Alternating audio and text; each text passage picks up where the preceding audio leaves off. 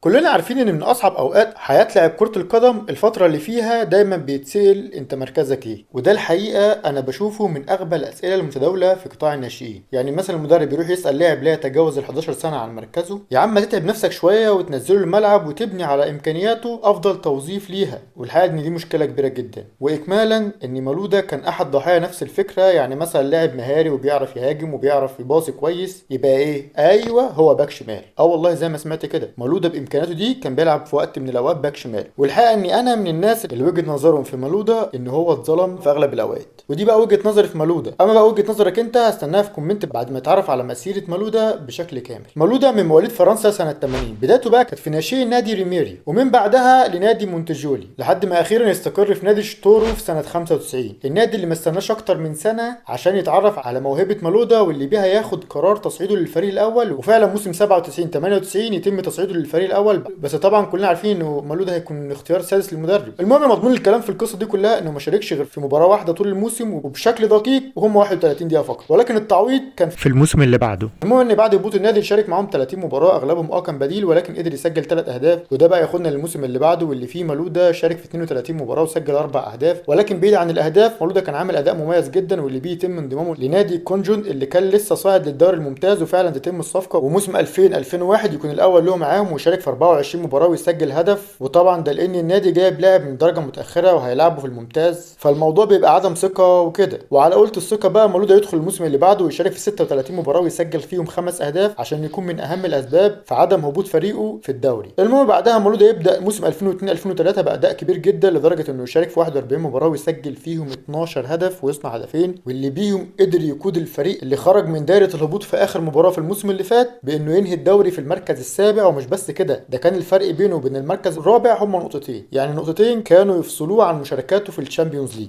وطبعا النتيجه لادائه ده يجي حامل لقب الدوري الفرنسي يطلب التعاقد معاه، واللي هو كان نادي اولمبيك ليون اللي قرر يدفع ما يقرب من 4 مليون يورو مقابل ضم مولودا. وفعلا تتم الصفقه، وموسم 2003 2004 يكون الاول لهم معاهم ويشارك معاهم في 50 مباراه ويسجل فيهم 6 اهداف. ولكن المره دي صنع 10 اهداف، والارقام دي تخليه من اهم الاسباب في فوز ليون بالدوري والسوبر الفرنسي. عشان بعدها يدخل موسم 2004 2005 يشارك في 51 مباراه ويسجل 8 اهداف ويصنع 8. وتألقه ده ما يكونش بس السبب في الفوز بالدوري، لا ده كمان يكون السبب في الفوز بالسوبر، عشان بيها مولودا يحقق مع النادي الثنائيه الثانيه على التوالي. لا ومش بس كده، لا ده كمان يكون من ضمن التشكيله المثاليه للدوري الفرنسي. عشان بعد العظمه دي يبدا موسم 2005 2006 يقرر يعلي على نفسه، تحديدا بعد ما شارك في 45 مباراه وسجل 6 اهداف ويصنع 11. وطبعا يتسبب في فوز ليون بالثنائيه المحليه للمره الثالثه على التوالي، وده جميل وكل حاجه. ولكن الاجمل بقى هو انضمامه للمنتخب في كاس العالم 2006، يستمر في المشاركات لحد نهائي البطوله الشهير. ولكن مولودا كان عمل اداء مميز جدا طول البطوله، حتى ركله جزاء اللي شاطها زيدان في النهائي كان مولودا المتسبب فيها. ولكن بنهايه مخيبه الامال يخسر المنتخب الفرنسي بسيناريو غريب، واللي اتكلمنا عنه في اكتر من حلقه سواء ريبيري او لوكا توني او غيره من الحلقات اللي موجوده على القناه. المهم ان كل ده ما يقللش من اداء مولودا، كونه مش بس دخل تشكيل الموسم في الدوري الفرنسي للمره الثانيه على التوالي، لا ده كمان يفوز بلاعب الموسم. واكمال العظمه يتم انضمامه لقائمه البالون دور واللي فاز بيها ساعتها ريكاردو كاكا. المهم بعد العظمه دي يبدا موسم 2006 2007 بعظمه اكبر ويشارك في 47 مباراه ويسجل 13 هدف، وده مهم وكل حاجه. ولكن الاهم بقى اللي عمله في مباراه ريال مدريد بعد ما عمل مباراه عمره وقدر يسجل هدف ويصنع الثاني. لا وكل ده فين؟ ده في سانتياغو برنابيو، يعني مفيش اي احترام لاي شيء. المهم انه يكون السبب الاكبر في فوز ليون بالدوري، عشان في نهايه الموسم يجي له عرضين من الريال وتشيلسي. ولكن مولودا يفضل تشيلسي، وفعلا تتم الصفقه بما يقرب من 20 مليون يورو، واللي بيهم موسم 2007 2008 يكون الاول لهم معاهم، واللي شارك فيها في 38 مباراه وسجل 4 اهداف وصنع 8. وقله الارقام دي كانت بسبب اصابته في الركبه اللي بيها غاب عن الملاعب اكتر من شهرين. ولكن المضمون ان تشيلسي في الموسم ده يخسر الدوري بفرق نقطتين عن اليونايتد المتصدر، لا وكمان يخسر السوبر من اليونايتد في المباراه اللي كانت تشيلسي مهزوم فيها بهدف، عشان يجي مولودا يسجل التعادل واللي بيه تستمر المباراه لحد ركلات الترجيح واللي فيها تفوق اليونايتد. وبعدها يروح يخسر نهائي كاس الرابطه من توتنهام بهدفين لهدف. وكل ده صعب وكل حاجه، ولكن الاصعب بقى هو خسارته لنهائي دوري الابطال واللي فيه استمر التعادل لحد ركلات الترجيح واللي فيها تفوق اليونايتد ويتوج للمره الثالثه على حساب تشيلسي في نفس الموسم. عشان بعد النهايه الصعبه دي مولودا يبدا موسم 2008 2009 بمشاركه في 47 مباراه وقدر يسجل 9 اهداف ويصنع زيهم، ويكون من ضمن الاسباب في فوز تشيلسي بالاف اي كاب، وتحديدا بعد ما سجل هدف في الفوز على ارسنال في قبل النهائي، وبعدها يصنع هدف في الفوز على ايفرتون في النهائي في المباراه اللي انتهت بهدفين لهدف. واخيرا يتوج تشيلسي ببطوله بعد ما نهى الدوري في المركز الثالث وخرج من سيمي فاينال دوري الابطال ضد برشلونه. وده بقى اللي ياخدنا للموسم اللي بعده واللي فيه مولودا شارك في 51 مباراه، وعلى الرغم من انه شارك في 5 مراكز مختلفه الا انه قدر يتفوق على نفسه بعد ما قدر يسجل 15 هدف ويصنع 14. وبالارقام الكبيره دي يكون احد اهم الاسباب في فوز تشيلسي بالسوبر الانجليزي على اليونايتد اليونايتد، وبعدها يفوز بالدوري بفارق نقطه وحيده عن اليونايتد الوصيف عشان يكون موسم رد الاعتبار لتشيلسي. لا ومش بس كده، ده كمان يتسبب في الفوز بالاف اي كاب، وتحديدا بعد ما سجل هدف في الفوز على استون فيلا في قبل النهائي، واللي بيه تشيلسي يصعد للنهائي ويتوج بالبطوله بهدف دروجبا اللي بيه تتم الثلاثيه بنجاح، وده جميل وكل حاجه. ولكن سوء الحظ في الموسم ده كان في انضمامه للمنتخب في كاس العالم 2010، البطوله اللي فيها المنتخب الفرنسي فشل في تحقيق اي نتيجه ايجابيه. حتى المباراه الاخيره ضد جنوب افريقيا كان خسر بهدفين لهدف، وكان مولودا اللي سجل هدف فرنسا الوحيد. المهم بعدها مولودا يرجع يبدا موسم 2010 2011 مع تشيلسي بمشاركه في 50 مباراه ويسجل 14 هدف ويصنع 5، وعلى الرغم من ان ارقامه كويسه ولكن الموسم يكون صفر بكل المقاييس عليه وعلى تشيلسي. عشان بعدها يبدا موسم 2011 2012 بمشاركه في 43 مباراه ويسجل 3 اهداف ويصنع 7، ولكن على عكس الارقام تشيلسي يعمل موسم كبير جدا واللي فيه مولودا ظهر على فترات، واللي هي مثلا زي هدفه في توتنهام في قبل نهائي الاف اي كاب، واللي بيه تشيلسي يصعد للنهائي ضد ليفربول في المباراه اللي فيها تشيلسي فاز بهدفين دروجبا وراميريز ويتوج تشيلسي بالاف اي كاب، وده مهم وكل حاجه. ولكن الاهم بقى هو مشوار تشيلسي في دوري الابطال، البطوله اللي في بدايتها مولودا كان بيشارك بشكل اساسي، ولكن في تفصيله غير متوقعه يقعد بعدها 4 مباريات دور الثمانيه وقبل النهائي بره الفريق. المهم بعدها تشيلسي يوصل للنهائي ضد البايرن في المباراه اللي فيها دروجبا سجل التعادل في اخر دقايق، وبعدها تشيك يتالق في تصدي ركله جزاء من روبن في الثواني الاخيره، واللي بيها المباراه توصل لركلات الترجيح، واللي فيها تالق تشيك يكون السبب في تتويج تشيلسي بالبطوله. ولو عايز تعرف تفاصيل اكتر عن البطوله دي هتلاقيها في حلقه بيتر تشيك ومايكل اسيان وروبن وراميريز وريبيري وليله كبيره قوي سعادتك. المهم ان بعد العظمه دي في نهايه الموسم مولودا ينقل اشاعات على النادي، وبيها رئيس النادي يقرر معاقبته بانه يلعب مع الفريق الثاني، وفعلا يقضي اخر موسم في عقده مع تشيلسي مع الفريق الثاني، عشان بعدها يطلع في نهايه الموسم يقول ان السبب في ده ان كان عنده بعض المشاكل مع اشخاص في النادي وكان لازم ياخد حقه، وحاليا الموضوع انتهى بالنسبه له وانه حر دلوقتي ويقدر يروح اي نادي، وفعلا يرجع لكره القدم، ولكن المره دي عن طريق نادي ترابزونسبور التركي، ويبدا معاهم موسم 2013 2014 بمشاركه في 29 مباراه، انه قدر يسجل 7 اهداف ويصنع 8، ويكون من اهم الاسباب في وصول ترابزونسبور للمركز الرابع، واللي بيها هيشارك في دوري الابطال الموسم القادم. ولكن على غير المتوقع يحصل مشاده بينه وبين المدرب ووصلت للتجاوزات، واللي بيها مولودا ساب التمرين وقرر انه ما يكملش ويتم فسخ العقد بالتراضي، وبعدها يطلع على نادي ميدزي في فرنسا ويقضي معاهم موسم 2014 2015 بمشاركه في 28 مباراه ويسجل 3 اهداف، ويكون حرفيا من ضمن الاسباب في هبوط ميدزا لدوري الدرجه الثانيه، واللي بيها يحق له فسخ التعاقد وفعلا يمشي ويطلع على نادي اوتشيا في الهند ويقعد معاهم شويه، وبعدها في نهايه الموسم الهندي في يناير يطلع اعاره لوادي دجله في صفقه عجيبه، واللي بعض الناس شافتها الاعظم في تاريخ الدوري، كونه اللاعب الوحيد اللي احترف في الدوري المصري وكان سبق له الفوز بدوري الابطال. المهم يستمر ويشارك معاهم 16 مباراه ويسجل 3 اهداف، ولكن عشان نتكلم بصراحه فرق المستوى كان بينه وبين اللعيبه واضح جدا. المهم ان بعد نهايه الاعاره يرجع يكمل مع نادي اوتشيا عشان يكون اجمالي مشاركاته مع النادي 32 مباراه ويسجل 3 اهداف، عشان بعدها يقعد بدون نادي من يوليو 2017 لحد يناير 2018،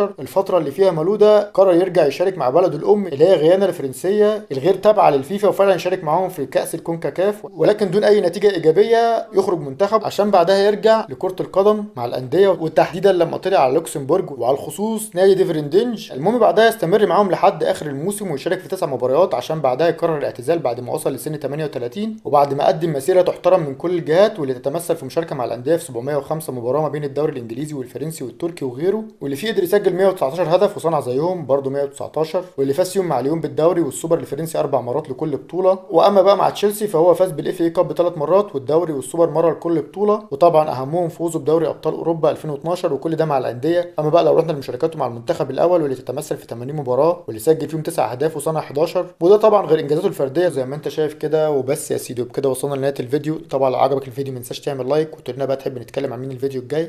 سلام.